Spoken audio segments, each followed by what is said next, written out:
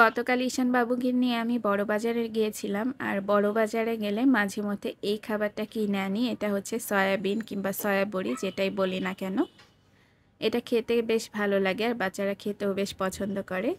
তো এটাকে আমি আনার পরে প্রায় 5 মিনিটের মতো পানির মধ্যে দিয়ে সিদ্ধ করে নিয়েছি। মানে পানিটা ফুটে যাওয়ার পরে এটা দিয়ে আরও 5 মিনিটের মতো ফুটিয়ে নিয়েছি। তারপরেই হচ্ছে এর যে পানিটা থাকে, এক্সট্রা পানিটা, সেটা চিপে ফেলে আবারও হচ্ছে নর্মাল পানিতে দিয়েছি। তারপরে এটাকে চিপে চিপে আবারও ভেতর থেকে যে পানিটা বের হয়েছে সেই পানিটা বের করে দিয়েছি। তো দেখুন, এই যে এরকম পানি বের করে নিতে হবে। খুব ভালোভাবে পানি বের না করলে এটা খেতে কিন্তু একদমই ভালো লাগবে না।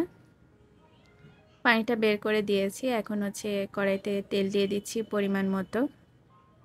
এই রান্নায় তেলের পরিমাণটা একটু বেশি লাগবে, আর আজকে আমি সরিষার তেলটা ব্যবহার করছি।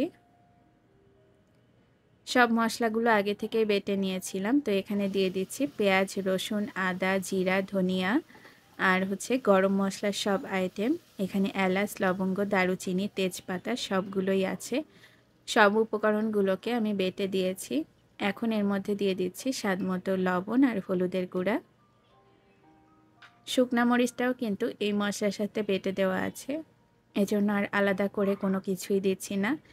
আপনাদের সাথে শেয়ার করেছিলাম ইদানিং আমার বাচ্চারা যে মশলাগুলো আমরা ব্যবহার করি সেই মশলাগুলো রান্নায় দিলে ওদের যদি একটু মুখে বাজে তাহলে আর খেতে চায় না। তো সেজন্য আমি সব মশলা একসঙ্গে ব্লেন্ড করে নিয়ে তারপরে হচ্ছে রান্নাগুলো করি, যাতে ওদের মুখে একদমই না বাঁধে। বিশেষ করে গোলমরিচ যদি কখনো দাঁতের নিচে পড়ে তাহলে তো খুব ঝামেলা করে। সয়াবিন বা সয়াবড়ির কেনার ক্ষেত্রে সবসময় খেয়াল করবেন যে এটা যেন ফ্রেশ থাকে। ফ্রেশ যেগুলো থাকে সেগুলোর কালার দেখলেই বোঝা যায় একদম তরতাজা কালার থাকে। আর একটু পুরনো হয়ে গেলে এটা কালচে কালচে হয়, তখন কিন্তু খেতেও ভালো লাগে না, একটু গন্ধ লাগে। তা আমি বাজার থেকে যেটা এনেছিলাম একদম ফ্রেশ দেখেই নিয়ে এসেছিলাম। আর যেহেতু মাঝে মধ্যেই আমার বাসায় কেনা হয়, এজন্য কেনার এক্সপেরিয়েন্সটাও আছে। তো এখন হচ্ছে এগুলোকে দিয়ে এই মশলাটা কষিয়ে নেওয়ার পর মশলার মধ্যে সয়াবিনগুলোকে দিয়ে বেশ কিছুক্ষণ কষিয়ে নিচ্ছি। এটা রান্নার উপরই এটার টেস্টটা অনেকটা লুকিয়ে থাকে, কারণ মাছ, মাংস, অন্যান্য আইটেম দেখা যায় তার নিজস্ব কোনো স্বাদ আছে, কিন্তু সয়াবিনের নিজস্ব ওইভাবে কোনো স্বাদ নেই। যেভাবে রান্না করা হবে সেভাবেই খেতে লাগে। যেমন মাছের সঙ্গে রান্না করলে মাছের মতোই লাগে, আবার যখন মাংসের মতো কিংবা মাংসের মশলা দিয়ে রান্না করা হয় তখন মাংসের মতো না হলেও অন্তত 60-70% মাংসের মতো খেতে লাগে।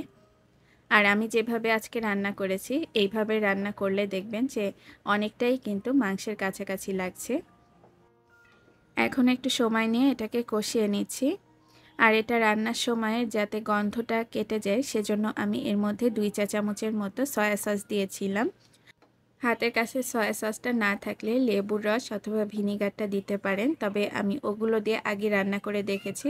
আমার কাছে মনে হয়েছে সয়া সস দিলে এর গন্ধটা 100%ই কেটে যায়, কোনো ধরনের দুর্গন্ধ কিন্তু লাগেনি। মশলার সাথে এটাকে দেওয়ার পরে 4 থেকে 5 মিনিট এভাবে নেড়ে চেড়ে কষিয়ে নিচ্ছি।